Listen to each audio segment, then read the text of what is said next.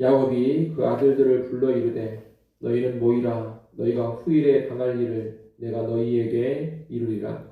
너희는 모여들으라. 야곱의 아들들아, 너희 아버지 이스라엘에게 들을지어다. 르우벤아, 너는 내 장자요 내 능력이요 내 기력의 시작이라. 위풍이 올등하고 권능이 탁월하다마는 물에 끓음 같았은즉 너는 탁월하지 못하리니 내가 아버지의 침상에 올라 덜을 벗음이로다. 그가 내 침상에 올라섰도다. 시므온과 레이는 형제여 그들의 칼은 폭력의 도구로다. 내 호나 그들의 모의에 상관하지 말지어다. 내 영광아 그들의 집회에 참여하지 말지어다. 그들이 그들의 분노대로 사람을 죽이고 그들의 혈기대로 소의 발목 힘줄을 끊었음이로다. 그 노여움이 혹독하니 저주를 받을 것이요 분기가 맹렬하니 저주를 받을 것이라. 내가 그들을 야곱 중에서 나누며 이스라엘 중에서 흩으리로다. 유다야 너는 내 형제의 찬송이 될지라. 내 손이 내 원수의 목을 잡을 것이요 내 아버지의 아들들이 내 앞에 절하리로다. 유다는 사자 새끼로다. 내 아들아 너는 움킨 것을 찢고 올라갔도다. 그가 엎드리고 웅크림이 수사자 같고 암사자 같으니 누가 그를 범할 수 있으랴. 규가 유다를 떠나지 아니하며 통치자의 지팡이가 그 발 사이에서 떠나지 아니하기를 실로가 오시기까지 이르리니 그에게 모든 백성이 복종하리로다. 그의 나귀를 포도나무에 매며 그의 암나귀 새끼를 아름다운 포도나무에 맬 것이며 또 그 옷을 포도주에 빨며 그의 복장을 포도즙에 빨리로다. 그의 눈은 포도주로 인하여 붉겠고 그의 이는 우유로 말미암아 희리로다. 아멘. 아멘. 네, 오늘 본문은 야곱의 12아들에 대한 예언 가운데 르우벤, 시므온과 레이 그리고 유다에 관한 예언입니다. 먼저 르우벤에게 주어진 예언이 본문 3절, 4절에 나옵니다. 르우벤은 야곱의 큰아들입니다. 첫째 아들로 태어난 르우벤은 장자권을 이어받을 수 있는 사람이었고 장자로서 가족의 유업을 2배로 받을 수가 있었습니다. 또한 야곱이 죽은 후에 야곱의 가족을 다스릴 권세도 지니고 있는 사람이었습니다. 그래서 야곱은 르우벤을 가리켜 내 장자요 내 능력이요 내 기력의 시작이라. 위풍이 올등하고 권능이 탁월하다 이렇게 말합니다. 큰아들 장자가 가지고 있는 영광과 권세, 위엄을 의미하는 말들입니다. 하지만 르우벤은 물에 끓음 같았다고 합니다. 물에 끓음 같았다는 것은 그의 욕망과 정욕 그리고 충동에 이끌리는 모습을 가리키는 겁니다. 이것은 르우벤이 아버지의 첩인 빌하와 간음죄를 저지른 것을 말합니다. 르우벤은 끓어오르는 정욕을 제대로 다스리지 못하고 육신의 욕구와 충동에 이끌려 버린 겁니다. 그로 인해 르우벤은 탁월하지 못하리라는 선언을 듣습니다. 탁월할 수 있는 자격을 가졌음에도 정욕을 다스리지 못해서 탁월하지 못하게 되었다는 겁니다. 실제 르우벤의 후손들인 르우벤 지파는 탁월한 지파가 되지를 못합니다. 이스라엘 역사에서 중요한 위치를 차지하지 못했고 어떤 영역에서도 민족을 위한 지도자를 배출하지 못했습니다. 귀하게 쓰임받을 수 있었는데 정욕에 넘어져서 르우벤이 이렇게 돼버린 겁니다. 오늘날에도 귀하게 쓰임받을 수 있는 그런 능력, 자질을 가지고 있음에도 불구하고 정욕에 무너져서 귀하게 쓰임받지 못하는 사람들이 있습니다. 정욕이라는 것은 능력이 출중하고 권능이 탁월한 사람이라 하더라도 탁월하지 못하게 만들어 버린다는 겁니다. 우리는 이것을 잘 기억하고 정욕, 특별히 성적인 충동에 이끌리는 모습을 크게 경계할 수 있어야 되겠습니다. 정욕에 이끌리면 망가져 버린다는 것을 마음 깊이 새기시고 모든 정욕으로부터 우리 자신을 잘 지킬 수 있기를 소원합니다. 그 다음으로 둘째 아들과 셋째 아들인 시므온과 레위에 관한 예언이 나옵니다. 야곱은 이 두 형제를 언급하면서 그들의 죄를 말합니다. 이 두 형제의 죄는 분을 바라고 잔인한 행동을 한 것입니다. 이 두 사람은 세겜성의 추장 세겜이 여동생 디나를 욕되게 했을 때 그 성읍을 습격해서 아주 잔인하게 보복했습니다. 그 성읍의 모든 남자들을 다 죽여버리고 성읍을 약탈하고 부녀자와 아이들을 종으로 삼은 겁니다. 야곱은 이들의 행위를 긍정적으로 보지 않고 꾸짖습니다. 6절에 보면 그들의 칼은 폭력의 도구였다고 합니다. 그들은 지극히 개인적인 복수심으로 그리고 그릇되고 과도한 분노를 가지고서 많은 사람들을 해쳤습니다. 야곱은 다른 이들을 향해 이들의 모의와 집회에 상관하지 말고 참여하지 말라고 합니다. 결코 그런 행위를 지지하거나 동조해서는 안 된다는 뜻입니다. 실제로 보면 그들에게 저주를 선언합니다. 노여움이 혹독하니 저주를 받을 것이요 분기가 맹렬하니 저주를 받을 것이라고 합니다. 이들이 어떤 저주를 받습니까? 이스라엘 중에서 흩어지는 저주를 받습니다. 흩어진다는 말은 말 그대로 사방으로 흩어진다 이런 의미일 수도 있고 또는 독자적인 강한 세력을 형성하지 못한다 이런 의미일 수도 있습니다. 실제 이스라엘 역사를 보면 시므온 지파는 약속의 땅 안에서 별도의 독자적인 지역을 분배받지 못합니다. 이들은 유다 지파의 지역 가운데에서 살게 됩니다. 시므온은 홀로 독자적으로 거하지 못하게 되었다는 겁니다. 이 시므온 지파는 항상 이스라엘의 가장 강력한 지파인 유다에 의해서 통솔이 됩니다. 레위 지파는 말 그대로 이스라엘 전역으로 흩어져 버립니다. 레위 지파는 성전을 섬기는 자들로서 그리고 제사장 지파로서 특정한 지역을 소유하지 못하고 약속의 땅 전체에 48개 성읍으로 흩어지게 됩니다. 물론 이 흩어짐은 저주를 극복한 축복의 흩어짐입니다.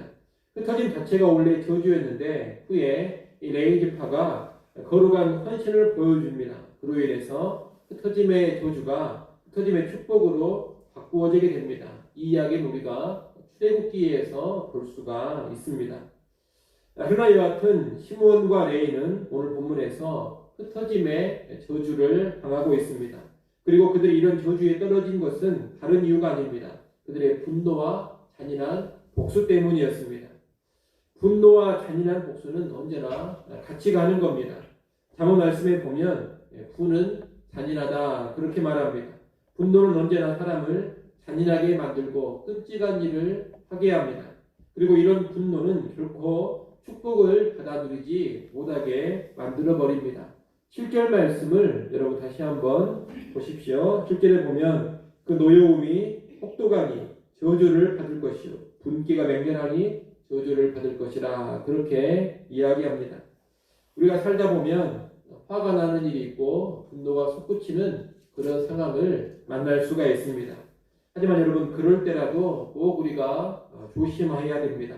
노여움이 혹독하면 저주가 되고 분기가 맹렬하면 저주가 된다. 이것을 기억하면서 분노 다스릴 줄을 알아야 한다는 겁니다. 온유하시기를 바랍니다. 또 화가 나더라도 그 화를 잘 다스릴 수 있기를 바랍니다. 나의 분노와 나의 화, 나의 노여움을 절제된 모습으로 표출할 줄 알아야 합니다. 그러지 않고 화가 난다고 해서 폭언을 일삼거나 잔인한 말을 서슴없이 내뱉으면 안 됩니다. 노여움을 제대로 다스리지 못해서 폭력적인 행동이 나오게끔 하면 안 됩니다. 그로 인해서 축복이 사라져버리고 저주가 임할 수 있습니다. 이를 꼭 기억하시고 분노를 잘 다스리는 여러분이 될 수 있기를 소원합니다. 마지막 부분인 8절로 12절은 유다에 대한 예언인데 축복의 내용으로만 이루어져 있습니다.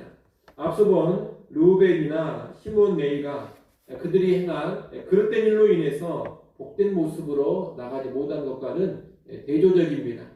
유다는 먼저 형제의 찬송의 대리라는 복을 받습니다. 이것은 군사적인 능력과 기도력으로 인해서 칭송을 받는다는 뜻입니다. 8절에 보면 유다는 원수의 목을 잡을 것이라고 합니다. 다시 말해 원수와의 싸움에서 승리할 것이라는 뜻입니다. 그리고 형제들이 유다에게 절하게 될 것입니다. 9절에 보면 유다는 사자와 같으리라고 합니다. 사자는 용맹과 힘과 안전에 대한 상징입니다. 또한 사자는 숲속의 왕으로서 주권의 상징이기도 합니다. 다시 말해 유다는 용맹과 힘을 가지고 왕적인 권세를 누리게 된다는 겁니다. 이것은 주가 유다를 떠나지 아니하며 통치자의 지팡이가 그 발 사이에서 떠나지 않는다는 말에서도 잘 드러나고 있습니다. 실제로 이스라엘 역사를 보면 유다 지파는 왕의 지파가 됩니다. 다윗 이후에 유다 지파가 이스라엘을 다스렸고 수많은 왕들이 유다 지파를 통해서 배출되었습니다. 왕의 영광과 권세를 누리는 것이 유다에게 주어진 복이었던 겁니다. 무엇보다도 큰 축복은 유다를 통해 실로가 오신다는 겁니다. 10절 말씀을 다시 한번 여러분 읽어보시기 바랍니다. 10절 말씀 읽습니다.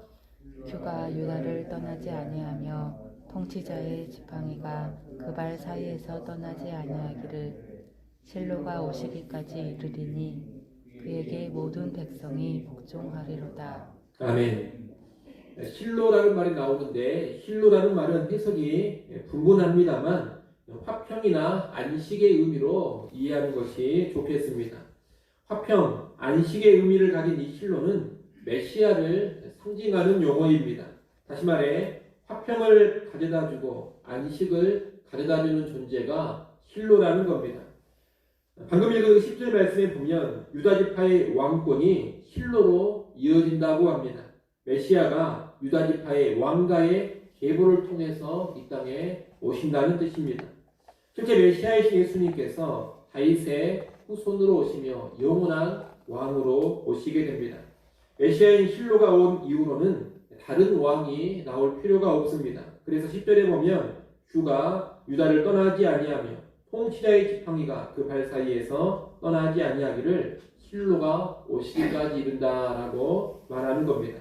실로가 오실 때까지 유다 지파의 왕권이 이어지고 그 후로는 실로가 영원한 왕으로 계시는 겁니다.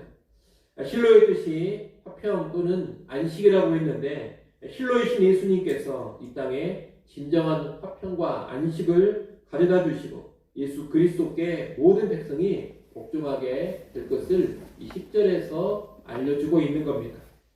11절, 12절은 유다가 커다란 번영과 풍요를 누릴 것을 알려줍니다.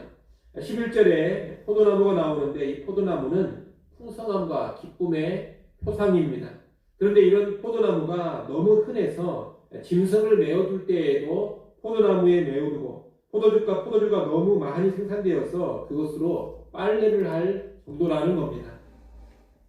12절에서 유다는 포도주를 마시면 눈이 붉고 또 우유를 마심으로 이가 희다고 합니다.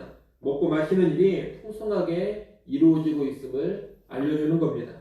이처럼 유다는 경제적인 번영을 누리라는 복을 받고 있는 겁니다. 이렇게 보면 유다는 모든 면에서 복을 받고 있습니다. 왕권을 누립니다. 메시아가 유다의 후손으로 옵니다. 경제적인 번영과 풍성함도 누립니다. 영육간의 놀라운 복이 유다에게 주어지고 있는 겁니다. 여기서 우리가 하나 생각해 볼 것은 어떻게 해서 유다가 이렇게 놀라운 축복을 받게 되었느냐 하는 겁니다. 사실 유다도 분명히 그릇된 일들을 많이 했습니다. 유다는 요셉을 파는 일에 앞장섰습니다. 아버지 야곱의 장막을 떠나 방종의 삶도 살았습니다. 가나안 여인을 아내로 맞이했고 창기와 성매매도 했던 사람입니다. 며느리 다말도 정당하게 대우해주지 않았고 급기야 며느리와 예기치 않은 동침까지 하게 되었던 사람입니다. 이런 것들은 유다가 복을 받기에는 너무나도 부족한 모습입니다. 그런데 어떻게 해서 유다가 영육간의 놀라운 복을 받게 됩니까? 다른 이유가 아닙니다. 유다가 돌이키고 삶의 놀라운 변화를 보여줬기 때문입니다. 우리가 쭉 봤습니다만 창세기 43장에 보면 유다는 아버지 야곱 앞에서 베냐민을 책임지는 조건으로 자신을 담보로 제시합니다.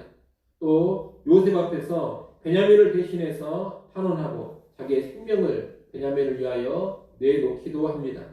아버지에 대한 놀라운 공경의 모습을 보여주고 희생적인 형제 사랑의 모습을 유다가 보여줬다는 겁니다.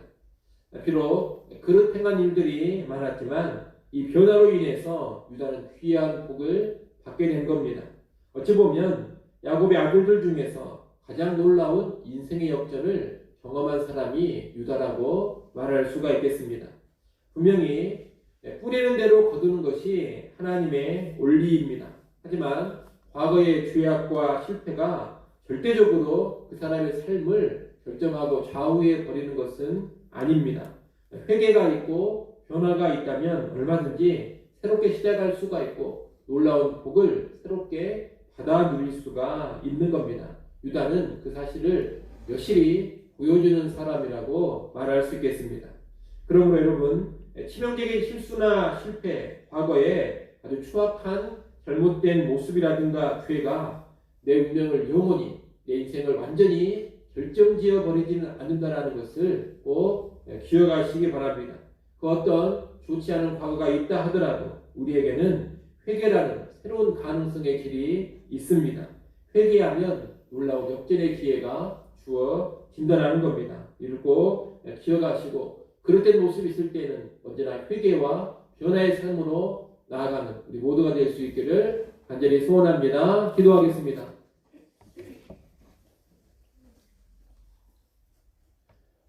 하나님 아버지, 야곱의 아들들에 대한 예언을 보았습니다. 아들들에 대한 예언을 보면서 우리 삶에 잘 적용할 수 있기를 소원합니다. 정욕과 분노로 인하여서 그릇된 길로 나아가지 않게 하여 주시옵소서. 아버지 하나님 또한 그릇된 행실, 그릇된 죄악을 저질렀다 하더라도 회개하여 변화되면 새로운 가능성이 열린다는 것도 기억해 하여 주옵소서. 늘 죄를 경계하되 범죄했다면 즉각적으로 회개하고 돌이킬 수 있는 주의 백성들 되게 하여 주시옵소서. 오늘 하루를 살아갈 때에도 긴밀히 주님과 동행하게 하시고 분노와 정욕을 경계하며 회개할 것을 회개하는 한 날 되게 하여 주시옵소서. 이 새벽 시간에도 하나님께 나와 엎드립니다. 우리를 긍휼히 여겨 주시옵소서. 새벽에도 오시는 하나님의 은혜를 체험케 하여 주옵소서. 예수님의 이름으로 기도드리옵나이다. 아멘.